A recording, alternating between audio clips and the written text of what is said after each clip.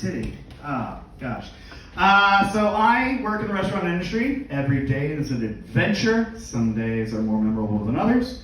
Just the other day, the server, she had this table, and she had a guest at the table she thought might have been a football player. She's like, oh, I think he's a football player. He's got all the earmarks. He's confident yet humble. His neck is as wide as his ears. And so she gets us all involved. We're all like curious. We'll come by like, more bread? Pat suck. What?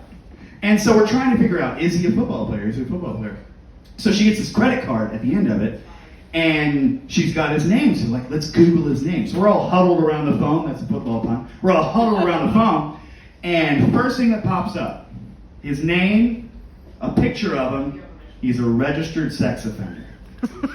And everyone's like, oh, boo. And then, in this rose-colored glasses moment of optimism that I didn't know lived inside me, I said, wait, keep scrolling, he can be both. I mean, as far as I'm concerned, that new information just increased the chances that he was employed by the National Football League.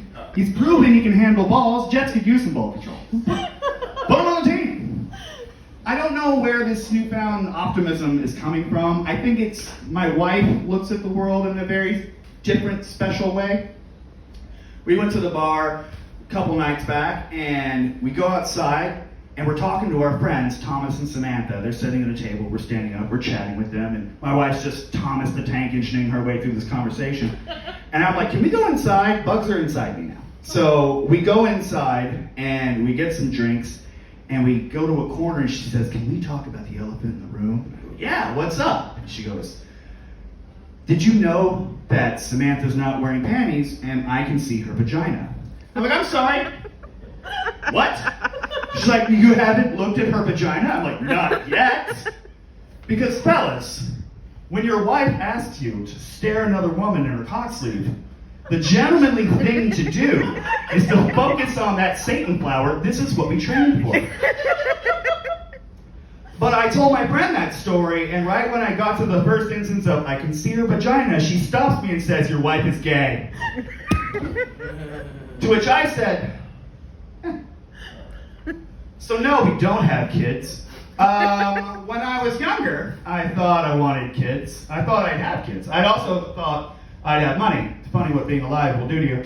But you talk to people and they don't understand. I've been married with my wife for 11 years. Like, do you have kids? No. Do you want kids? Well, no, I don't want them now. I'm 44 and my wife is gay.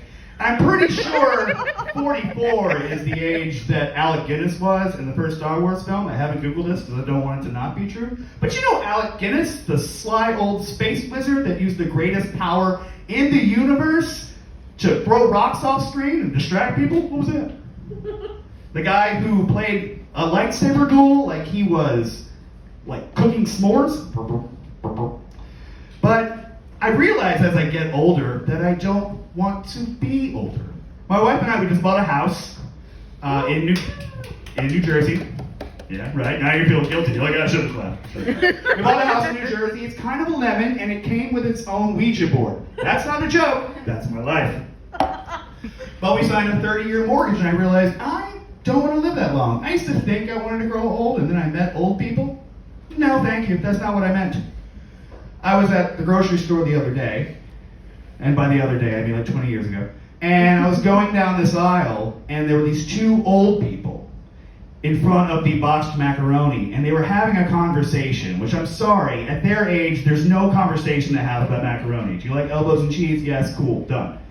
But the man turned to the woman, and he opened his mouth, and 40 years of tobacco chud that he'd been churning in his chest wafted over me.